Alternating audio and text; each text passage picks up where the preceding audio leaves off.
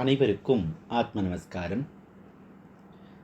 அபிராமி அந்தாதி வைபவத்தை ஆனந்த லஹரியில் கேட்டு ரசித்து கொண்டிருக்கிற அத்துணை சக்தி அன்பர்களுக்கும் மிக்க நன்றி. இன்னைக்கு இரண்டாவது பாடலான துணையும் தொழும் தெய்வமும் அப்படிங்கிற பாடலுடைய விளக்க உரைக்குள்ளார பிரவேசப்பட போகிறோம். சுக்லாம் பரதரம் விஷ்ணும் சசிவர்ணம் சதுர்புஜம் பிரசன்னவதனம் தியாயித் சர்வ விக்னோபசாந்தையே. பாலும் தெளிதேனும் பாகும் பருப்பும் இவை நான்கும் உனக்கு நான் கலந்து தருவேன். கோலம் செய் துங்கக் கரிமுகத்த தூமணியே, நீ எனக்கு சங்கத்தமிழ் மூன்றும் தா. சரஸ்வதி நமோஸ்துப்யம் வரதே காமரூபிணி, வித்யாரம்பம் கரிஷ்யாமி சித்திர் பவத்துமே சதா. குரு பிரம்மா குரு விஷ்ணு குரு தேவோ மகேஸ்வரः, குரு சாட்சாத் பரபிரம்மா தஸ்மை ஸ்ரீ குரவே நமः. பரமேஷ்டி குருவான ஆத்ம வித்யாம்பிகையின் பாதங்களை தழுவி, பரமகுருவான கோட்டூர்புரம் ஸ்ரீ புவனேஸ்வரி அம்மாள் அவர்களின் பாதங்களை தொட்டு, என்னுடைய ஆத்ம குருவான என்னை ஈன்ற விஜயஞ்சயா தம்பதியினரின் பாதங்களை தொட்டு வணங்கி, ஆத்ம வித்யாம்பிகையின் நல்லுறலோடு இன்றைய அபிராமி அந்தாதி வைபவத்தின் இரண்டாவது பாடல். துணையும் தொழும் தெய்வமும் பெற்ற தாயும், சுருதிகளின் பனையும் கொழுந்தும் பதிக்கொண்ட வேரும், பனிமலர் பூங்கனையும் கருப்புச் சிலையும் மின் பாசாங்குஷமும் கையில் அணையும் திரிபுர சுந்தரியாவது அறிந்தனமே. என்னுடைய அறிவுக்கு எது தனம்? என்னுடைய தனம் அப்படின்னா செல்வம் அப்படின்னு பொருள். அப்போது அறிந்தனமே, என்னுடைய அறிவுக்கு எது தனமாக அமையும்? அம்பிகை எப்படி இருக்கிறாள் அப்படிங்கிற அந்த உணர்வினை நான் உணர்ந்து கொண்டேலே, ஆனால் அதுவே என்னுடைய ஞானத்திற்கு வித்தாக அமையும். அப்போது அம்பிகை தான் என்னுடைய மேன்மையான துணை. அதை நம்ம போன பாடலில் புரிஞ்சுக்கிட்டோம். அம்பிகை தான் விழுத்துணை, அவள் மேன்மையான துணை. அவளை விட உசத்தியான ஒரு துணை எங்கேயுமே இருக்க முடியாது அப்படின்னு பார்த்தோம். அப்போது துணையும் தொழும் தெய்வமும் பெற்ற தாயும், இங்கே அம்பிகை ஏன் இங்கே தனியாக திரும்பவும் துணையும் அப்படின்னு ஆரம்பிக்கிறார்? வார்த்தை கிடைக்கல சுவாமி, அதனால் கிடையவே கிடையாது. அம்பிகை ஒரு நீண்ட துணையாக நம்முடன் இருக்கிறாள். அவள் ஒரு மேன்மையான துணை.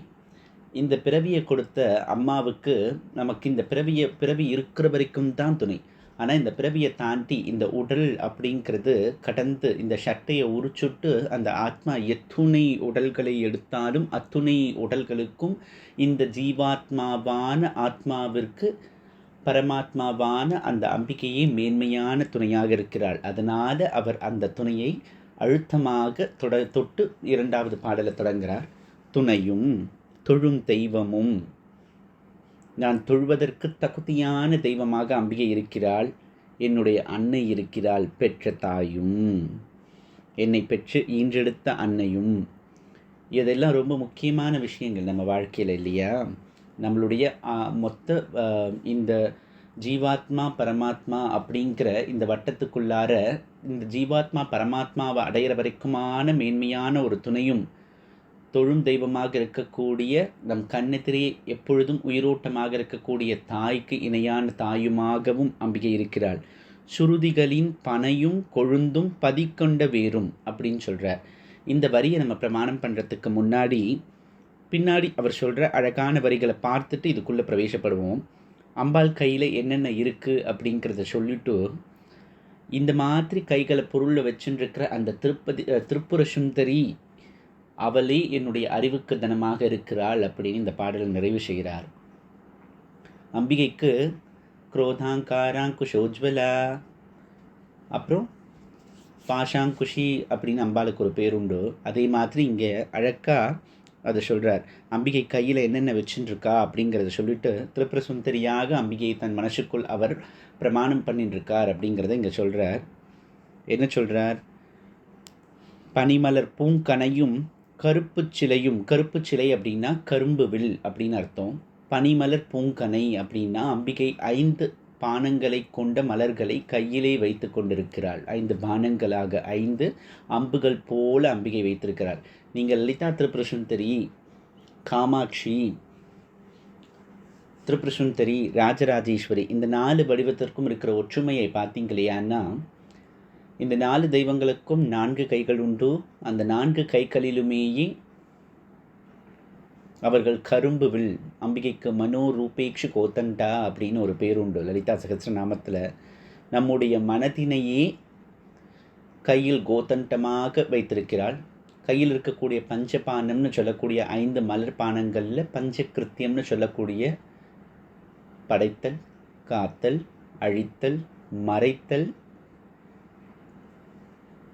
பின் அனுகிரகித்தல், இந்த 5 கிருத்தியங்களையும் தன்னுடைய கையில் கணையாக வைத்து கொண்டிருக்கிறாள். அது மட்டும்தான் அம்பிகை வச்சிருக்காளா அப்படின்னா, அம்பிகை விருப்பு வெறுப்புங்கிற பாஷம் அங்குஷத்தை கையில் வச்சுருக்காளாம். விருப்புன்னு சொல்லக்கூடிய பாஷத்தையும், கயிறு மாதிரி இல்லையா பாஷம், நம்மளை கட்டி போட்டுடும் இல்லையா, அதையும் அங்குஷம் அப்படின்னு சொல்லக்கூடிய வெறுப்பு, ஒருத்தரை குத்தி மேலே எழுப்புறதுக்கு நம்மளுடைய அந்த அகங்காரமானது செயல்படும். அப்போது வெறுப்பு அங்கே அங்குஷமாக அம்பிகை கையில் வச்சிருக்கிறார். அப்போது இந்த 4 மூர்த்தங்கள்னு சொல்லக்கூடிய லலிதை, ராஜராஜேஸ்வரி,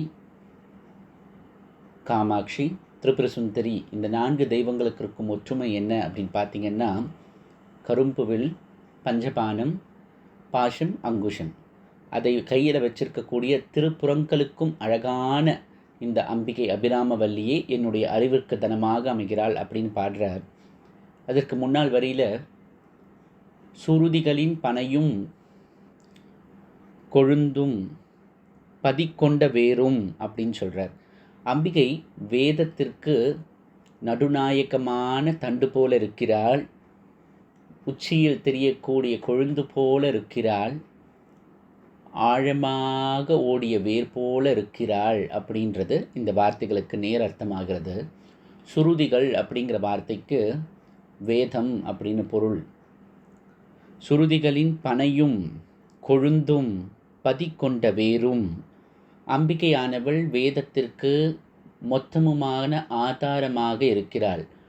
வேதத்தை ஒரு மரமாக பிரமாணம் பண்ணோமையான தூரத்திலிருந்து ஒரு மரத்தை பார்க்கும் பொழுது முதலில் கண்ணில் தெரிவது அதனுடைய தண்டு பாகம். அதற்கப்புறம் அது உச்சியில் பச்சை பசேல்னு இருக்கக்கூடிய கொழுந்து. அதுக்கப்புறமா நெருங்கி போனீங்களையானா அது எத்துணை ஆழமாக தீர்க்கமாக வேரோடி இருக்குது அப்படிங்கிறத நம்ம கீழே குனிஞ்சு பார்த்தோமையானா தெரியும்.